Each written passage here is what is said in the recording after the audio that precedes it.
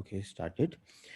Uh, and if you have a question, just unmute yourself before asking it. Generally, people forgot to unmute.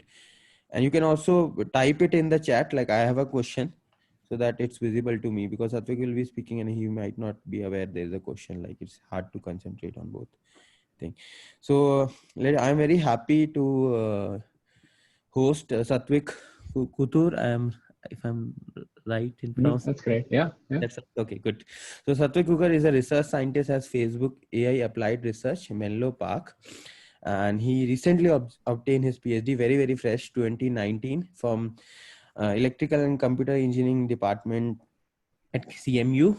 And he was advised by uh, Jose Mora, if I'm right, Mora. And his undergraduate degree is from IIT Bombay, 2014. So his high level interest in multimodal AI problem, basically involving both language and vision. Uh, so you will hear some of these some of these problems today, like mostly involving with communicative visual agents, where there is a human and a bot working in a natural language, plus visual content kind of environment in a chat. In the past, he has worked on surveillance, surveillance, scalable machine learning, and learning of grounded word representation. So he's a recipient of SNAP Fellowship in 2018. Yeah, it Best Paper Award EMNLP 2017 Short Paper Best Reviewer Award at NeurIPS, and Carnegie Institute of Technology Dean Fellowship 2014. I also remember one incident, like Satvik submitted his first, I think, EMNLP paper, and he won first best paper award in that conference itself, like, which was a very, very good achievement. Like, you submitted your first paper in the NLP and you get best paper award. So this incident will be in my mind forever. And Okay. this is one, and we also went, I remember, meet at several conferences and have coffee, and he's very happy to chat. So don't hesitate in asking question. If you have any questions, even in the beginning, end, or after, just email and ask him, or ask in the talk itself. So before wasting any more time, I let Satvik to take over and uh, start enlightening us. Thanks all. Awesome. Yeah, thanks a lot for that introduction. Very kind introduction. Hello, everyone. It's a great opportunity for me to talk to you, all of you. Today, I'll be talking about communicative visual agents. Like all of these slides that I have is from the work I've done it as a PhD student at CMU. So might be slightly like older given how fast deep learning moves these days. Okay, here's the motivation. So we interact with technology and AI on a daily basis. So it could be a purely text-based interaction like smart compose that you see on your Gmail, or it could be recommendations which have some sort of a database in the background. Could also have both images and text like your social media feed. Could be audio like voice assistant, or could simply be like images like image search and facial recognition and so on and so forth. So the next generation of AI agents would need to do more. So they would need to interact with humans in more than one of these modalities. So the motivation here is, can we train agents? Can we create agents that can see and interact with humans in natural language, right? And let's call these communicative visual agents. And the goal of the talk would be how best can we approach these problems and what kind of progress can we make on this front. So why do we need such agents, right? So one of the important motivations is their diverse applications, which I will go over now. So a very crucial application is to aid visually impaired users. So in this new age of information where a lot of information, a lot of communication happens through visual media, we would want to give visually impaired users an access to these information via a different modality, which in this case is text. As an example, if you look at a famous social media content, which is from Facebook here, so they also have alt text, which describe or tag images with the content that they have. For instance, if you look at the alt text here, it says image may contain two people smiling, sunglasses, and so on. And they've also gone beyond to caption photos and help visually impaired users navigate through these through their social media, for instance. But can we do better? So if we have a communicative visual agent, something like this could happen. where the agent can go, okay, Peter just uploaded his picture from Hawaii. Then the user can ask, oh, great, is he at a beach? No, on a mountain? Is he with kids? Does he seem happy? And so on and so forth. So this way, we give the user an access to this information and let them query information that is relevant to them via this natural language conversation. Second application one can think of is to aid situationally impaired users. These are like surveillance analysts and agents who have to sift through a lot of data that could be very tiresome. Instead, if you let them interact with an agent like this, where the user can ask, oh, did anyone enter this room last week? Yes, 1 or 3 instances logged. Did anyone have a black bag on them? Were they acting weirdly? And so on and so forth. You can use this agent and like whittle down the massive amount of information that you have to go through into like a more manageable size. And then the experts, the surveillance experts can then look at this data manually. Some of them applications you could think of is natural language instructions for robots. So for humans, it's very easy to instruct each other in a natural language, and you want to see if you can extend that to images, to machines. For instance, if I have an agent that can learn how to make coffee, teaching it how to make tea or teaching it how to make some other beverage shouldn't involve me to go back and writing the entire code, but maybe give instructions and the agent should be able to follow. Here, we show an example of a rescue robot. So the operator can ask, oh, is there smoke in any room near you? Yes, in one room, go there and look for people. So this way you can offload the instructions, but also let the agent understand what kind of communication, what kind of actions to take through this natural language instructions. So hopefully those motivations help us understand that this is an important problem with a lot of practical applications. And here's the outline of how we're going to do this, right? So I'm going to first introduce the idea of visual dialogue, and then we're going to talk about how we can model, how we can create models in visual dialogue. And then we're going to see how best can we extend these models to tackle goal-driven visual dialogue. And then I'll very briefly touch on a language emergence, which is a very interesting phenomenon that occurs in these agents. Let's jump into the first one.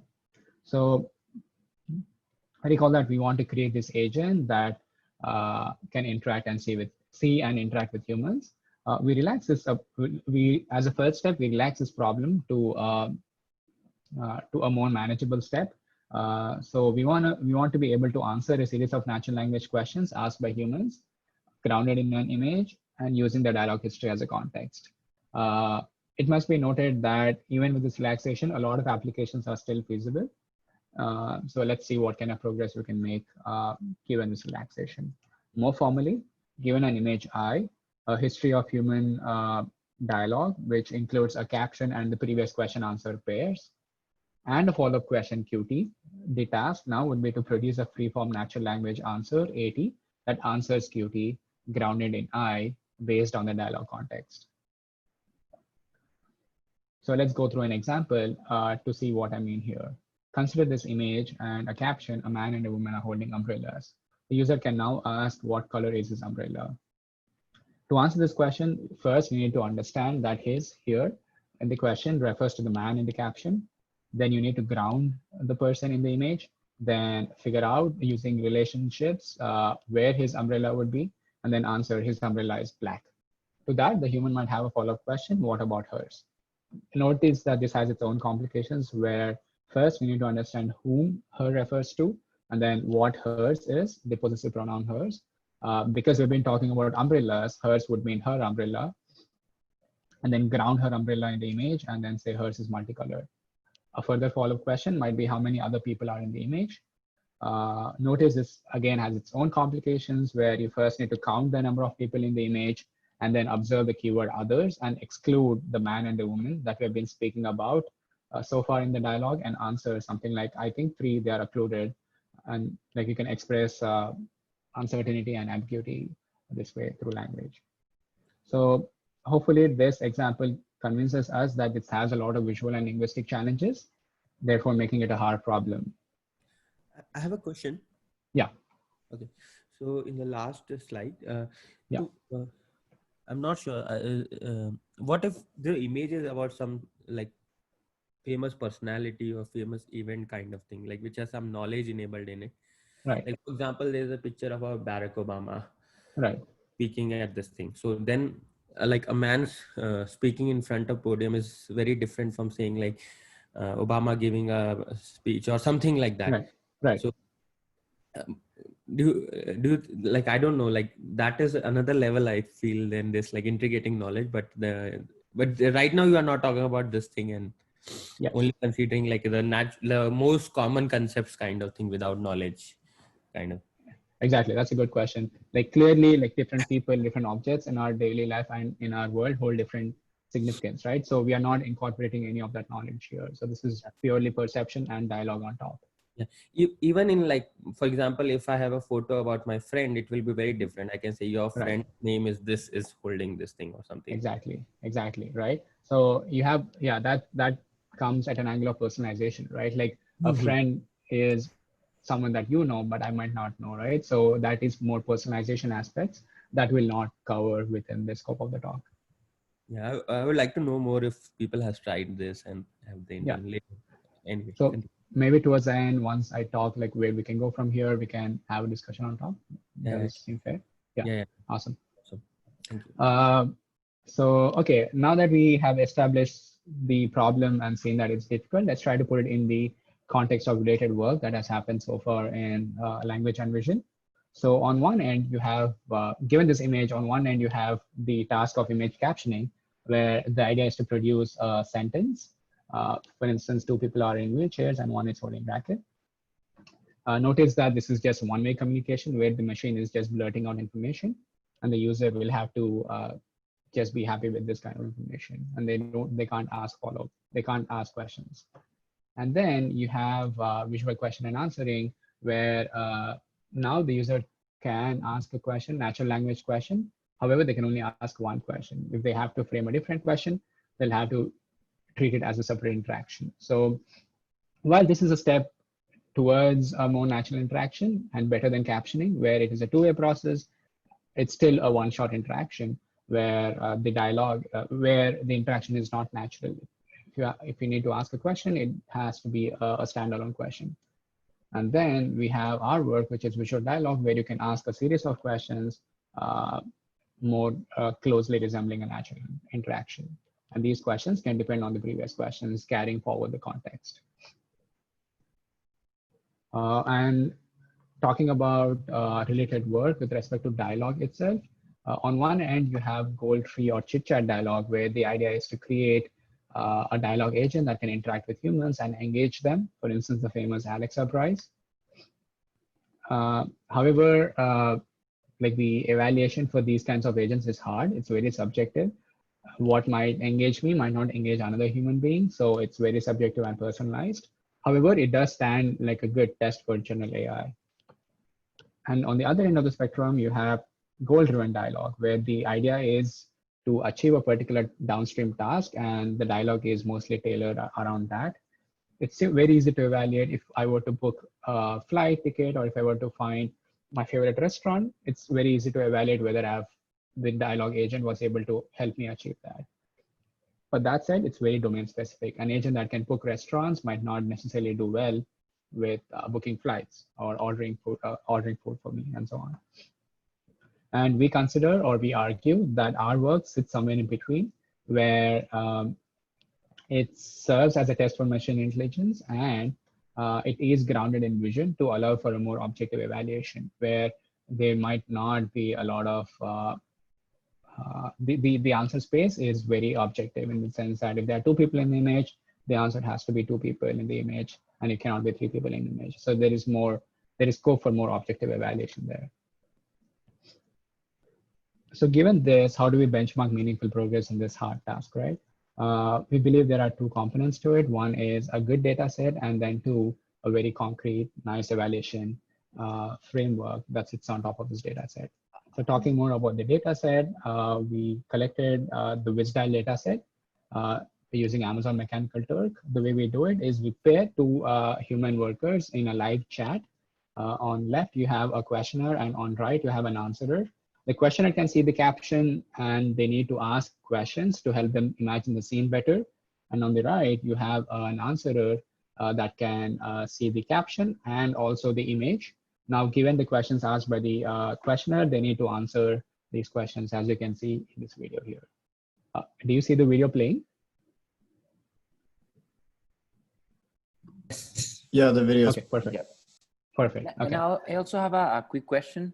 Sure. I mean, I'm not an expert on vision. So when you say grounded image, what do you mean by that? So by that, it means the dialogue is referring to concepts and people in the image. Okay. Okay. So that dialogue will not make sense in the context of a different image. I see. I see. Yeah. Okay. I understand. So for instance, yeah, you can't have that conversation with a picture of a flower when you say like there are two people standing in the image, right? So the dialogue goes with the image. It's grounded in the image. Oh, I see. Okay. Makes sense. Thank you. Yeah, sure.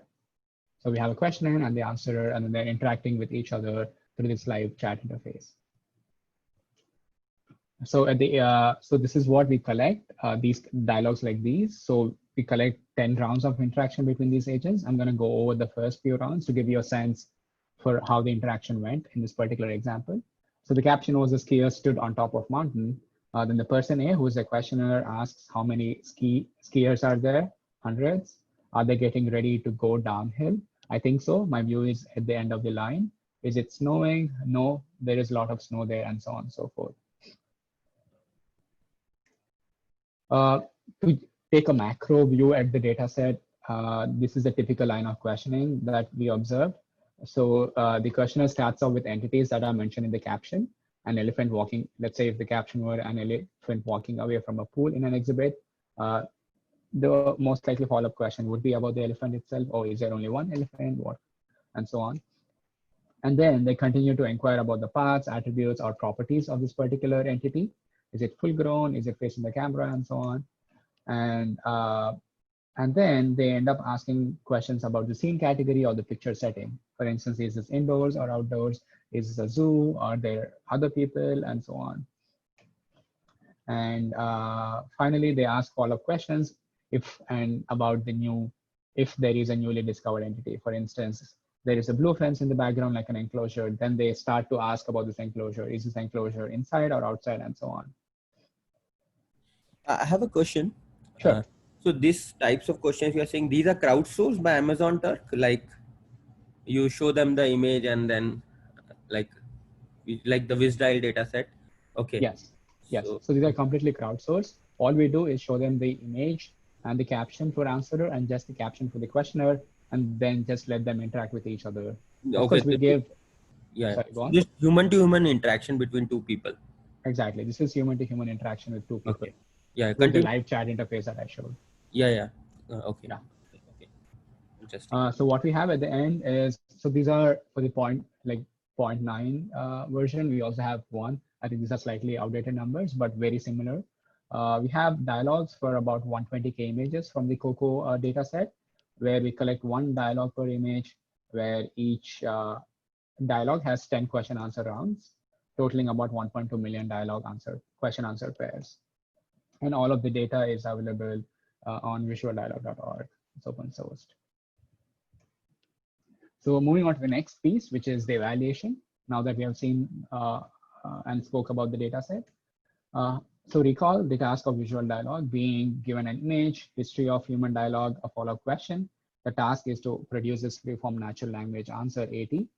However, we know that evaluating free-form answers is hard. That would require us to understand the language, leading us to a chicken and egg problem, which is like natural language understanding in itself is a hard problem, right? So instead, what we do is we also provide 100 options selected from different sources. These are how these answer options look.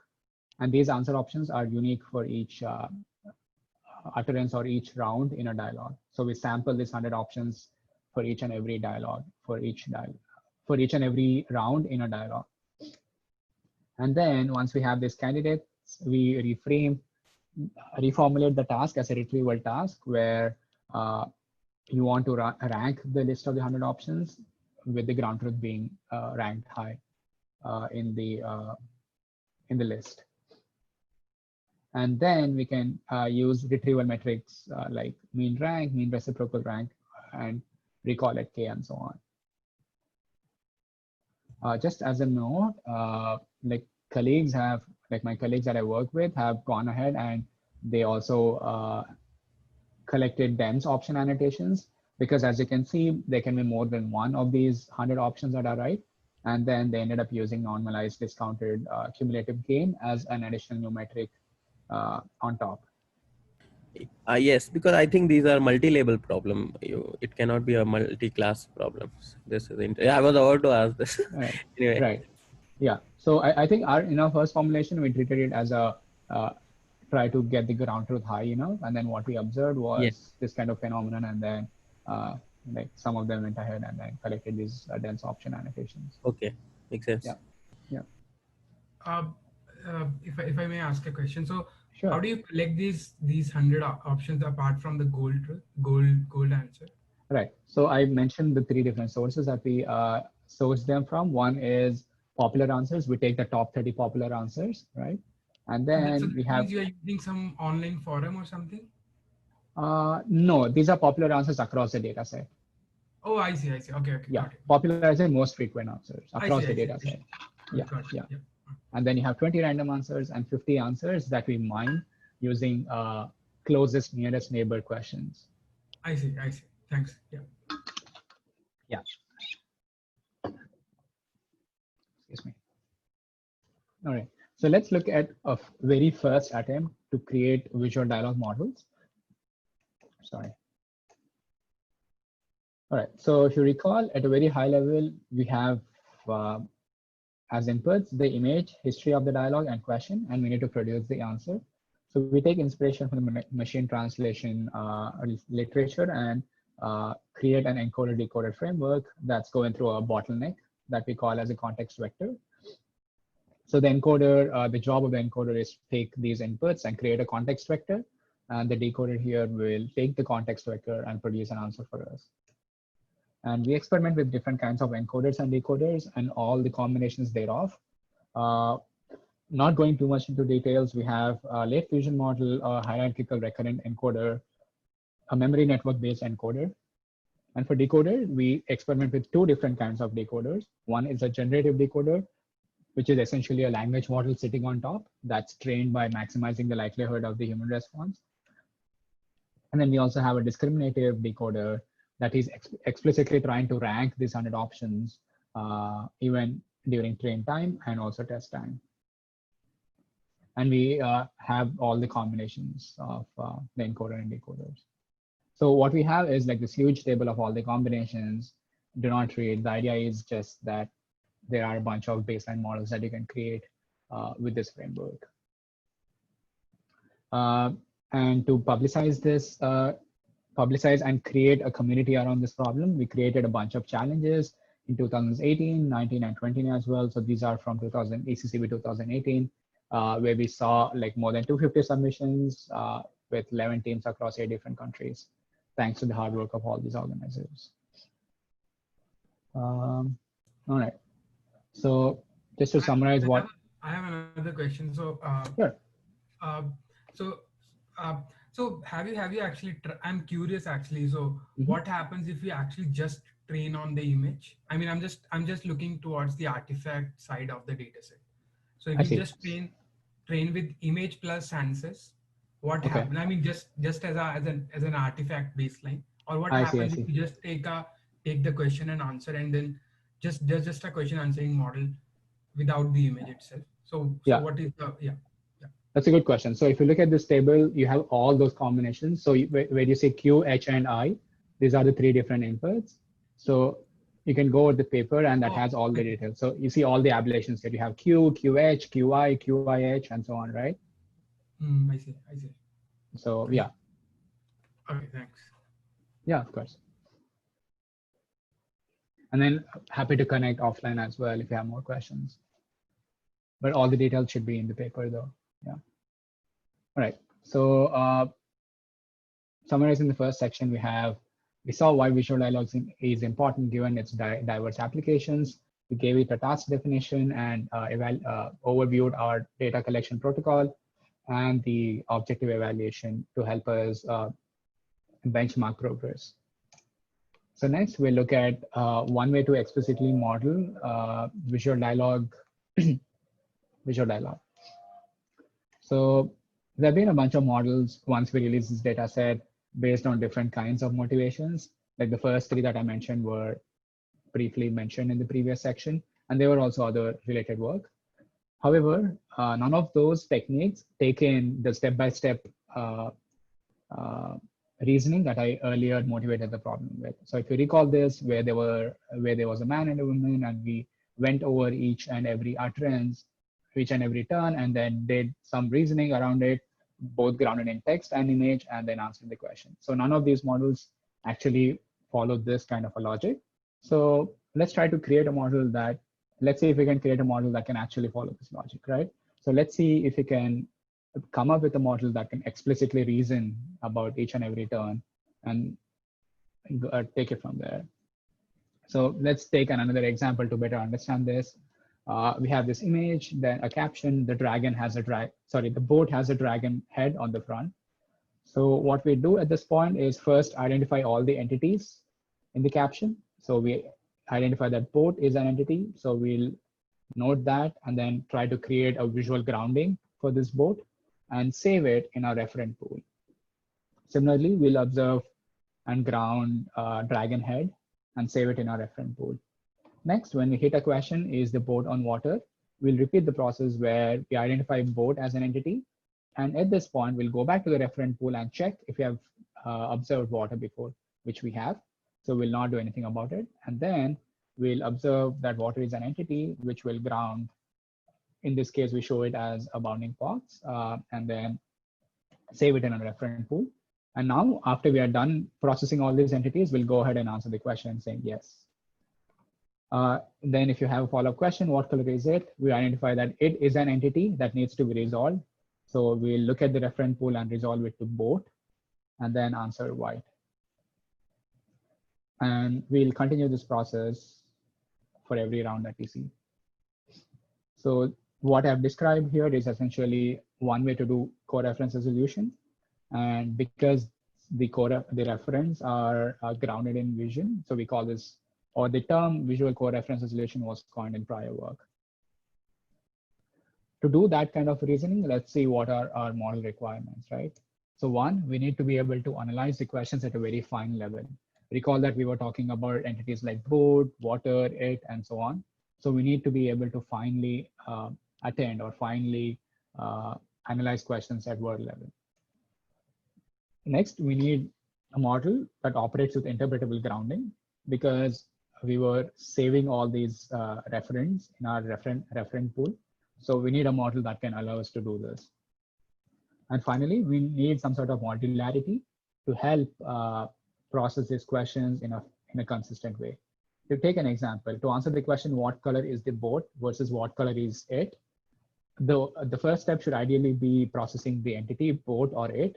But once we figure out the visual grounding for boat or it, the rest of the reasoning should be consistent for both these questions to find the color of the resolved entity. So some sort of modularity would help us do that. And there is this work around neural module networks that sits right in between that helps us, that captures all these requirements. This was proposed by Andreas et al. In 2015 that we're going to leverage. So based on that, we create CoreF NMN, which is a visual dialogue model built on neural module networks that does explicit reasoning. So at a very high level, CoreF NMN has a bunch of these modules, and each of these modules have their own atomic functions. For example, a refer module helps us resolve co-references. A find module helps us ground objects in the image, and so on and so forth, as mentioned here. So whenever we see an image and a question, what we do is first, we run the question by a program generator that also takes in the history. And that program generator generates a program. A program essentially is a way to connect these modules that makes most sense for the reasoning required for the current question. For example, in the current example that we have, to answer the question, what color is the boat, we first need to refer boat, which is we need to resolve the entity boat and then describe its color. To take a quick peek into what happens inside program generator, you have the question and you have a question encoder that encodes this question. And then you feed the history in and use the question encoder as a query to look into the history using memory networks, and then use a sequence to sequence program decoder to decode the program. All right, so moving ahead in our pipeline, we then take the program and execute the program through a program executor. This program executor also takes in the image because all these entities are grounded in the image. So that means we'll capture and use the necessary modules, which is the refer module with an input being port, and the describe module with the input being color, and we'll just feed forward through these different modules assembled according to the program. And finally, once all these modules are executed, you have a context vector that we feed into the answer decoder to give us the answer. So this is the overall pipeline of the model that we propose. As a quick technical detail, the way we describe each words is based on the attention of the encoder. For example, if I represent the words in the question, what color is the boat, using an orange bar, the word boat can be represented as attending to the last word, which is shown in red here. And to describe, which is what color, is shown with an attention to the first few words of the question, and so on. I have a couple of questions. So, sure. Yeah. So first, Sorry, how do you collect the training data for? I think it's fine. Yeah.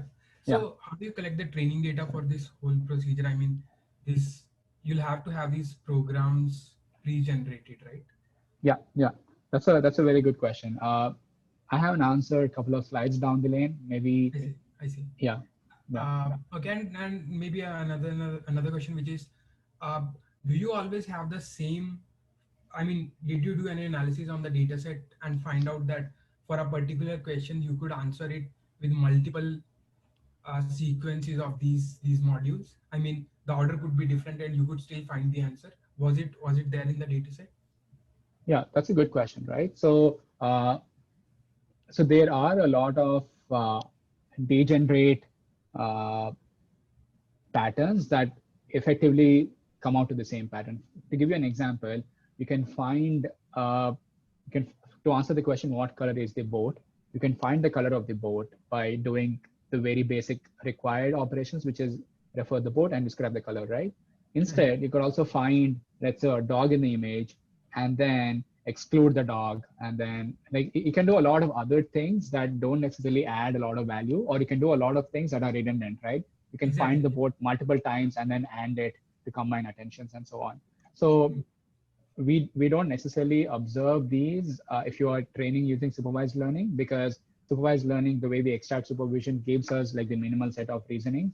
But if you try to run some sort of reinforcement learning on top to just discover what kind of arrangements make sense, we did observe that there are some of these degenerate things that are kind of redundant, but still lets you answer the same question correctly.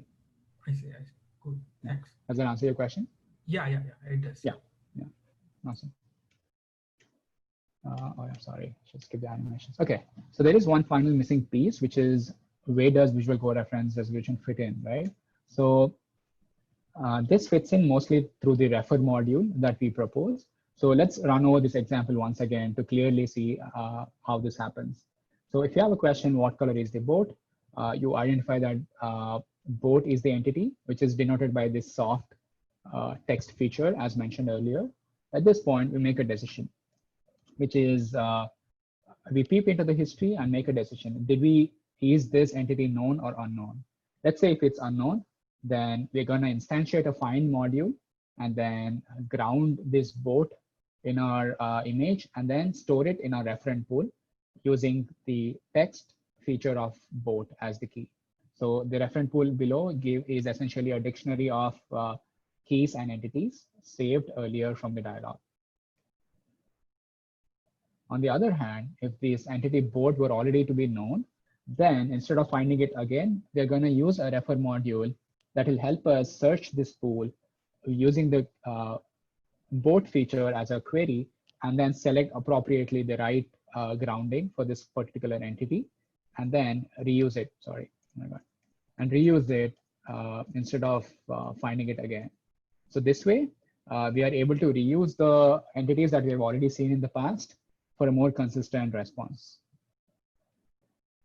And how does refer module do this? Is a simple soft attention mechanism, soft selection mechanism, where given a query of boat, we score all the existing keys in the dictionary, and then perform a softmax on top and take the corresponding weighted groundings as an output. All right, training core of NMN, right? So recall the overall pipeline: given a question, produce a program, execute the program, generate the context vector, and answer the questions. So to answer your question, we use the off-the-shelf language tools to generate this program supervision. And this has already been done for visual question and answering by Hugh et al. To give you a very high level picture, what they do is they extract a dependency parser. They use a dependency parser to extract dependencies, and then they have a list of heuristic, they have a heuristic list of patterns that they observe and correspondingly come up with the program. And we simply use those as our supervision, and then we train it to mimic that, the ground truth programs. So we have the program supervision, and then we also have the answer loss. Either it could be generative or discriminative, if you recall from the earlier section. So we train by minimizing the combination of these two losses. And like neural models have also been used for visual question and answering in the following works. And we extend that to visual dialogue. So here are some results for the 0.9 data set. I'm not going to bother you with the numbers except for saying that we perform reasonably well compared, and we outperform the other models. Specifically, the recall at 1 improves by 2% points. More interesting is, we also have experiments on MNIST dialog dataset. MNIST dialog dataset is a synthetic dataset that was proposed by CO et al. The idea is very simple. What they do is they take stylized MNIST digits, 4x4 grid of MNIST digits, and construct a synthetic dialog on top. And they ensure that the answers are short, so you can use accuracy as a metric. And yeah, the dialogue, we need to have a similar reasoning to answer these questions. And at a very high level, we almost perfectly solve this problem with 99.3% accuracy. Here's a qualitative example on this dialog to exactly see this model in practice. So let's say we have this image and the question, how many violet digits are there in the image? So what I'm showing here is the modules that were predicted and the corresponding attention. So the rows give you the modules that were predicted. So we predicted a find module and a count module. And the vertical columns give you the attention for each of these modules. For example, we are first trying to find violet digits and then count how many are in the image. So the output of the find module is something like this, where it finds all the violet digits and then it answers using 4. And then you have a follow-up question, are there any 4s among them? For this, the program generated is refer, and you want to refer among them, and then you want to then find 4s, all the 4s in the image, perform an AND operation and check for existence. So a refer is just taking the previous grounding because there is only one candidate, and then finding 4s. So it's trying to focus on all the 4s in the image. And then it performs an AND operation to exactly zoom in onto the violet 4s in the image. And then it answers the question 1.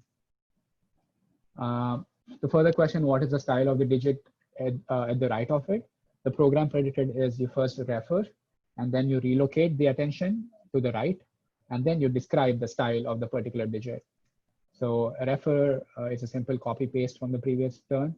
Relocate is to move the attention to the right. We can actually see the attention move to the right. And then it's answering the question to be flat, which is the right answer in this case. So this whole framework of CoreF NMN allows us to be more grounded consistent because you're reusing the grounding from the previous from the previous rounds. And then it's interpretable, where you can actually go through the outputs of each and every module to see where the model, what kind of reasoning the model is going through, and where, if any, it has made any mistakes. So similar to MNIST dialog, we also created the Clever dialog. This is actually not under review. It got accepted as an oral at NAACL, sorry. So the idea being, we want to create a similar dialog on Clever images. So Clever images essentially contain these kinds of objects with attributes like shape, size, color, and so on, and they are spatially arranged differently against a plain background. And then you want to have a dialog sitting on top. So the way we, here's an example dialog. So the way we generate the dialog is to be careful and make it harder compared to MNIST dialog. So we have harder multi-round reasoning. And then the larger, we also ensure that the co-reference distances are larger than just MNIST, which is 1. And then we also generate a diverse set of questions compared to MNIST dialog. Sorry, I think I should just leave this to read the dialog. So if you see, we are trying to capture the difficulties that we have in visual dialog into a simpler visual setting so that we can focus purely on the multi-round reasoning coming from the dialog aspect.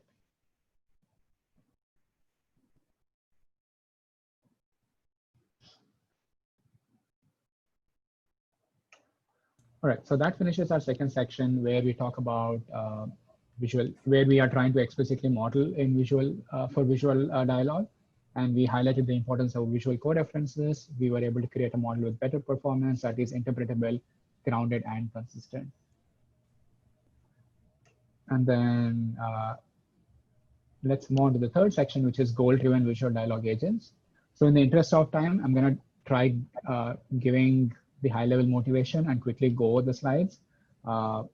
So I'll pay more time towards the motivation and then probably skip the actual approach. And then obviously link to the paper that has everything in detail.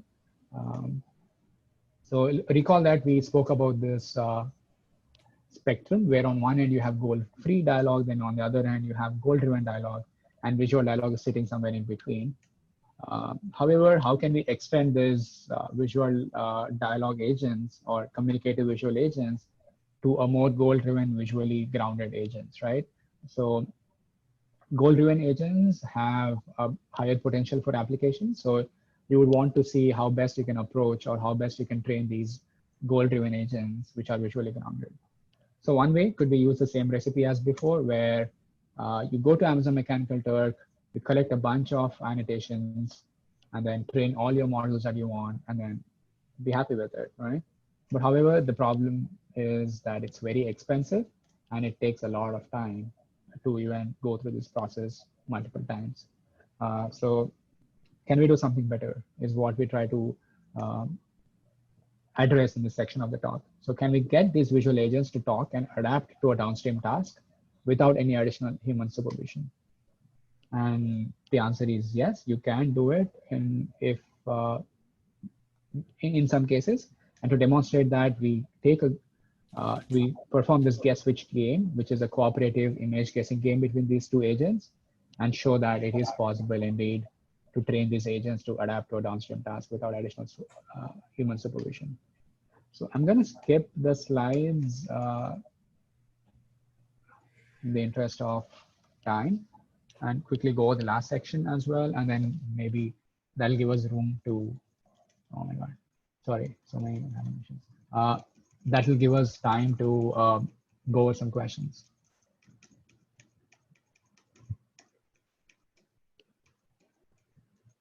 I mean, at a very high level, what we observed was training using reinforcement learning seems to do better than supervised learning. Okay, I think I'll skip this one as well. Yeah, I think this doesn't make sense without the previous section, so.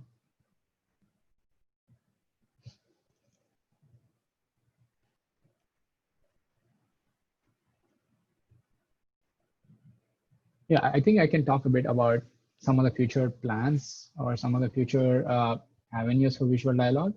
So currently there are some issues with visual dialogue that are not solve, or more than issues, these are challenges, which is one of them is consistency, right?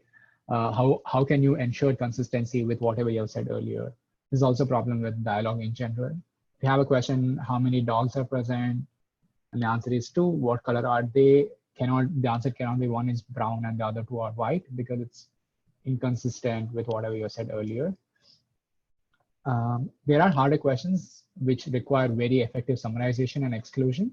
For instance, what else is in the scene or what else is present on the table would require you to, one, understand everything that you've spoken about so far, and then exclude it to talk about other interesting things in the scene. So other challenge that one can address in visual dialogue is to bootstrap from advances in both vision and language. So coming up with a modular framework for visual dialogue in a way that you can always bootstrap from advances from these different fields is something that will be interesting. And also going beyond visual dialogue, that would require us to add additional modalities, right? Like navigation or audio and video. It could also be AR, VR, with egocentric vision being a completely different ball game. And you could also think about incorporating human emotions with very important applications, psychology and depression identification and so on.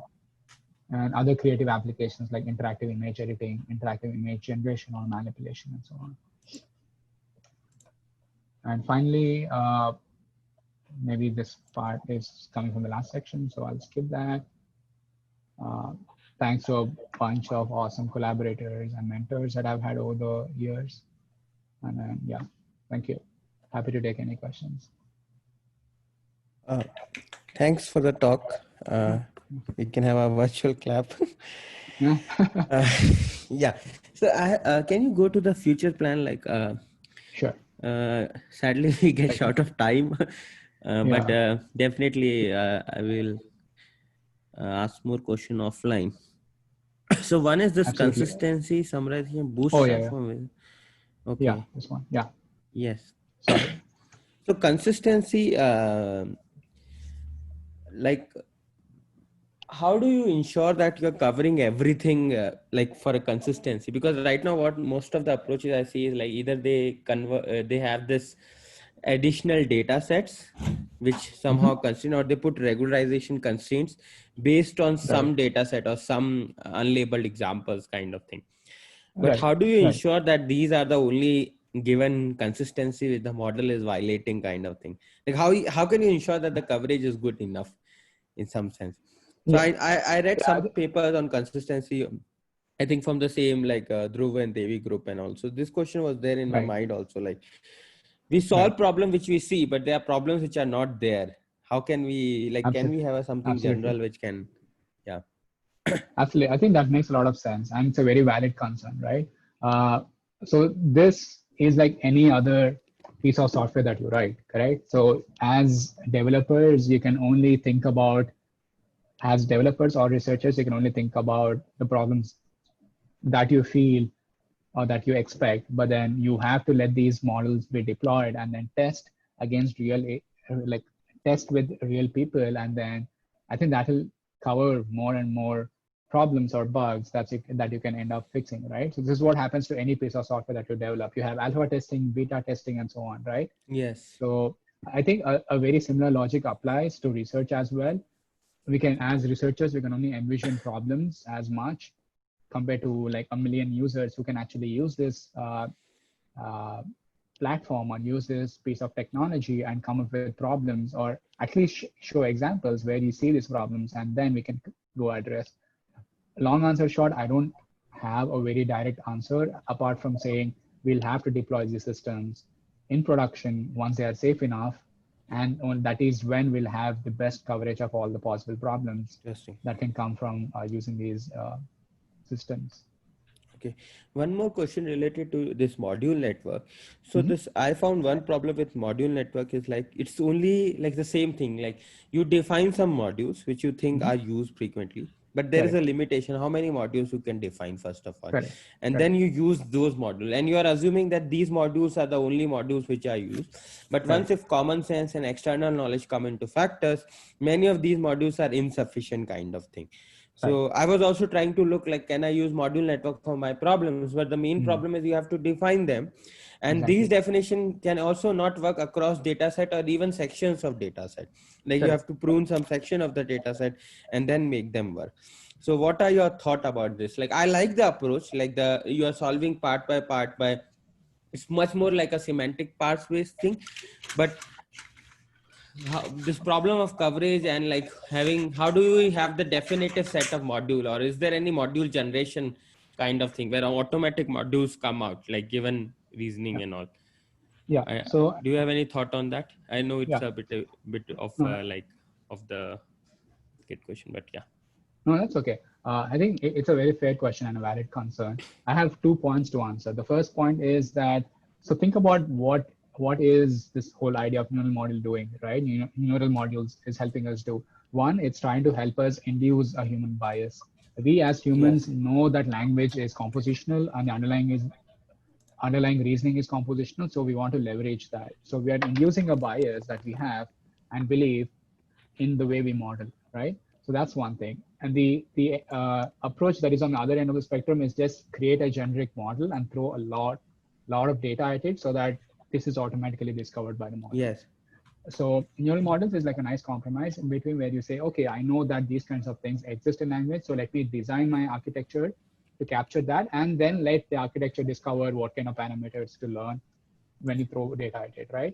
So in this kind of a setup, you're right. Like we need to like beforehand know what kind of skills or what kind of modules your problem would need, and like either hard code them, or some of the approaches just define these modules and don't necessarily hard code them. We just treat them as like a bunch of ResNet layers. So it's going to learn the parameters accordingly, right? So just say that I need 10 skills and I'm going to instantiate 10 different networks for these skills. The only thing I'm going to define is how to connect them and the internal parameters and how to figure out these skills. I leave it up to the model to learn. So that's one way to go about it. Coming back to your question, and how can I actually discover the number of skills? It's an open research problem. People have tried to do it in a very smaller setting, like Clever or Shapes kind of data set. I don't know if you're familiar with Shapes data set, but they have some success where they say, I don't know the number of skills required. I'm just going to try to discover them as I keep seeing more and more data. I think that is possible for a small data set, but I personally am not aware of a big data set where it has been successfully shown without inducing any human knowledge. Okay, thanks. So long answer short, I don't have a very clear answer. I have other questions, but I will let others ask, and then I will talk to you offline. Okay, Ashim. Maybe we can limit ourselves to like 2 more questions. I unfortunately have to run at 12. Sure. Ashim, you have a question? Yeah. So first of all, pretty nice work. And I think you guys are sort of the ones that have started working on visual dialogue, I guess, right? Because you created these data sets somehow. Right. Okay. So my question was regarding consistency. So you have how many dogs are present? I mean, just as an exploration, what if you ask how many cats are present? So a question regarding an entity that is not present in the scene, number one. Right. And what if you actually start asking follow-up questions on that particular thing? What color are they? They as in referring to the cats mentioned in the previous question. Right. So, I mean, just as an exploration, what maybe it's like an inconsistency, not consistency, but yeah. That's a good question, right? So what happens if you ask questions about things that don't exist in the image? So one of the reasons why we collected the data set that the way we did, where the person asking the question does not see the image, is to kind of overcome the bias that you're talking about. So there are instances where they talk about things that don't exist in the image, right? For instance, they say, oh, are there any people in the image and stuff like that? And the answer could as well be no, because the person asking the question they don't have access to the image. So that is, hopefully that is captured in the data set, and hopefully by extension, the model knows how to answer that. So when you ask questions like what color or how many cats are present, hopefully the answer is 0. And then from there to more stress test, if you ask what color are they, I'm sure the model is gonna fail, because if you Yeah. think about how a human Yeah. would ask a question, right? The humans wouldn't ask questions, what color are they, when they know that there are no cats in the image. So I'm sure that these kinds of things are not captured in the data set, but you can, this is a nice adversarial example, right? So you can think But, of that as an adversarial example and you can train it. But I don't think these kinds of adversarial examples exist in the data set. I don't think the model can handle those. I mean, perhaps the model should answer what color are they for, like, no, there are no cats. So yeah, exactly. Yeah, that's an ideal thing that we would want, yeah, right? I see. Yeah, I see. Yeah, got it. Yeah, cool. Thanks. Awesome. Yeah. Anyone else has any question? One question only. Yeah. Anyone? Okay, I don't think so. There is.